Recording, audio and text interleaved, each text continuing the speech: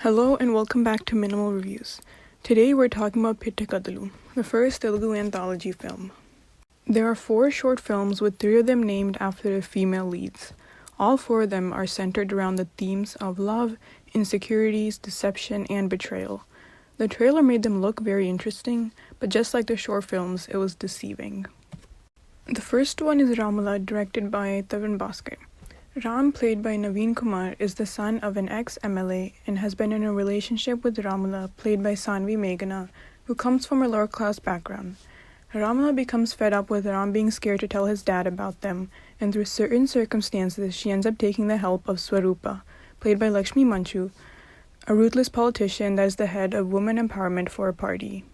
The entire story is actually shown in the short animation sequence that plays in the very beginning without actually giving away anything. Of the 4 short films, I would rank this one near the top because of the short and sweet narration and because of how entertaining Naveen Kumar's performance is. The second one is Meera, written by Radhika Anand and directed by B.V. Nandini Reddy. Meera, played by Amla Paul, is a successful writer married to Shiva, played by Jagpati Babu, who's really suspicious of his wife and convinced that she has an affair. How this suspicion takes over him and the surprising turn of events that follow form the rest of the story. Although they are a wealthy family and he's once again a CEO and the villain, it's refreshing to see Jagpati Babu play Shiva, who has a lot of insecurities. He was the highlight of this one, especially during the final twist. The short film reminds me something I've been thinking about for a while is Indian movies need to start including trigger warnings.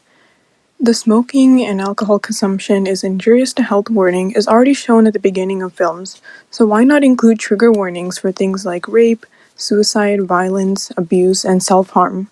It could save so many people from recalling a traumatic experience. The third one is X-Life, directed by Nag Ashwin. It's set in a futuristic world where the company X-Life has basically destroyed humanity by getting everyone addicted to virtual reality to the point where they almost never come out of it.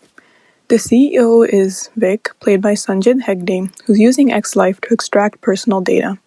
Divya, played by Shruti Hassan, works in his kitchen and catches his attention when she's caught stealing food. Although the technology they show is interesting, especially the little devices that keep a person trapped with their worst fears, the storyline is too predictable. As soon as we see how timid and withdrawn Divya is, it's really obvious how this is going to play out. The last one, and the least interesting of the 4, is Pinky, directed by Sankalp Reddy. Pinky is married to Harsha, who tries his best to get close with her, but she's still not over her ex-husband Vivek, who is married to Indu. What makes this one not work is that there are too many moments that are stretched without adding any value, and not much really happens. But a good thing about this one is Isha Reba's performance as Pinky. In so many movies, women who have affairs are shown completely in a negative light. But in Pinky, we see the soft side to her and the situations that made her end up where she is. Overall, these short films are supposed to be about women empowerment and a way to express women's narratives, but they fail to impress. As average as it is, it's okay for a one-time watch. If you have 2 hours to spare, go watch it on Netflix.